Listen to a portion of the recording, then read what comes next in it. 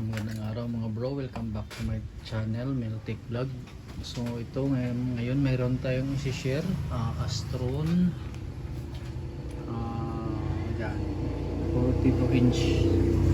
So history nito, gumagana sa manual pero sa remote ayaw gumagana. Sabi ng may-ari, nag-test na daw tong remote sa ibang unit na magkapariha doon sa kapitbahay. Mayroon gumagana daw pero dito hindi. So pero pag i-manual mayroon. Yan o, testing. Yan o, on natin. Yan, gumagana siya. Pero pag sa remote ayaw. Buksan natin, off natin, on natin uli. Yan. So on natin sa remote. So ayaw talaga. So buksan na lang natin mga bro. So ito kung pansin natin, hindi pa nakaranas ng sira, hindi pa nabuksan. Tuloy tayo. So ito na, nabuksan na natin. So hindi na natin to kalikutin mga bro, dito tayo diretso sa sensor. So tanggalin lang natin to. Wait lang, pastar lang natin yung camera natin para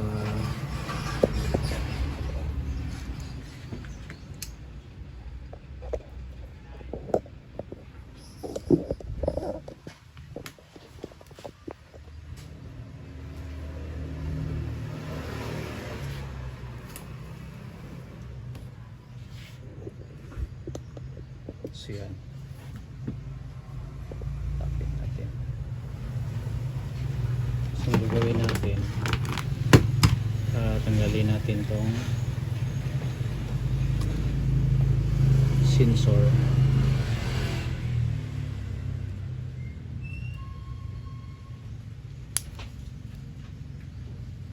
Yan.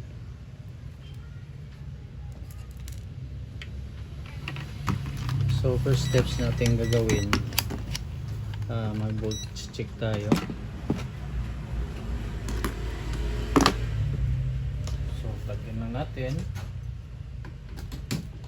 plug in. So ito nag-power siya, so balik ground lang natin.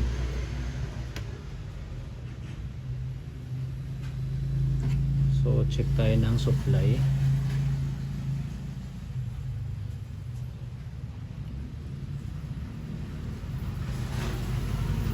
So ito mayroong 3.3 sa button. So check natin dito sa infrared dito. So meron siyang 1.1 lang. So posible may problema itong sensor natin. So bunutin natin at tanggalin natin tong infrared, yung pinaka receiver niya. Kasi 1.1 lang yung supply.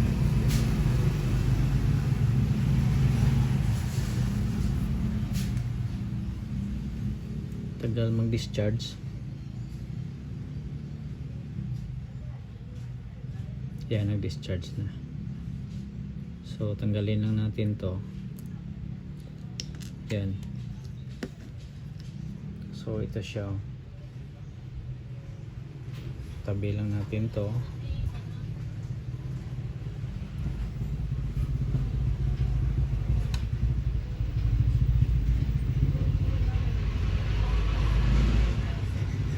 So next steps, measure ulit tayo ng supply.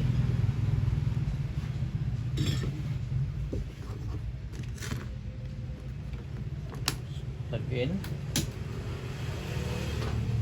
Yan, nag-power. So check natin dito. So meron na siyang 3.3. So ibig sabihin, pag i-load natin tong infrared niya o receiver, nagde-drop yung supply, naging 1.1, so hindi siya hindi siya mag-accept, hindi siya makareceive ng transmit ng ating remote. So ang gagawin natin, hanap tayo dito ng pamalit na magkamukha. Importante, tatlong paa din ang hanapin natin. So balik tayo pag makahanap tayo. So ito, meron tayong nahanap. China lang din to.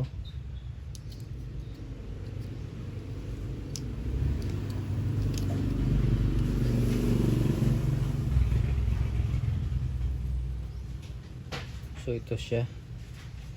So magkapareha yung image. Yan o. Yan.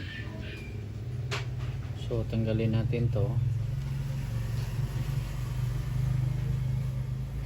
Isa lang pala itong ano nyo, 5. So i-try na natin ito mga bro. Ito.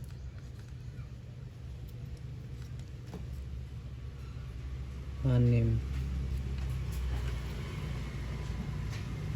So 6 din siya, pero mas maigi na tanggalin na lang natin. Tanggalin natin siya, tapos palitan.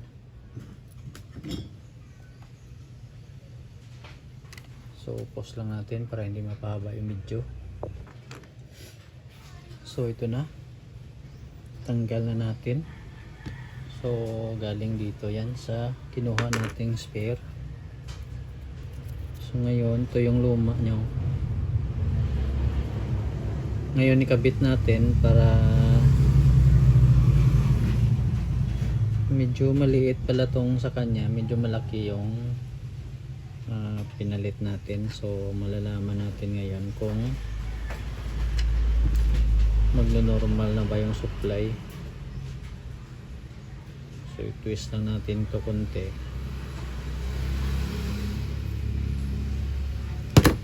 Yan, kapit natin.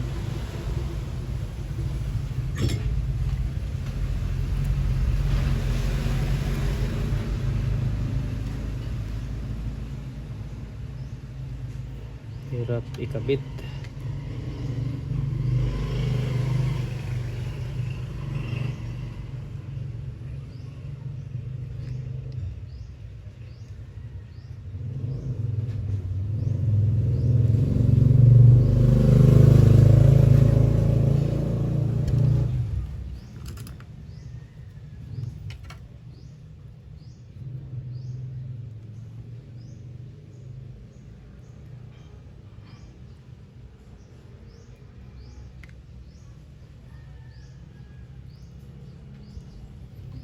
Yan.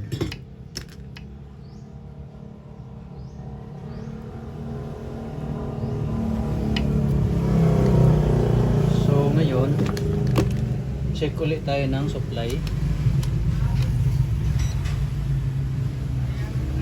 Plug in na natin. Plug. So yan, nag-power na siya. So check natin itong yan. So meron na siyang 3.3 na on off. Kanina 1.1 lang. So kaya hindi siya magre-respond sa remote. So try natin. Try natin siya kung magre-response na ba. So try natin siya. Ayan na. So success yung ginawa natin. So pag ganyan, hindi lang basta-basta na yan ang check natin. So check, importante mag-check din tayo ng supply. So ito na.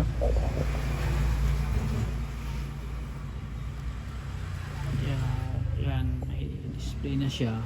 So plasta lang natin, tapos final test tayo na nakasarado na yung unit. Plug in. Yan, nag-red. So on lang natin. Yan na, isang click lang. So salamat sa mga bago kong subscribers at sa mga nakapag-subscribe din. Maraming salamat. Hanggang dito na lang mga bro. God bless.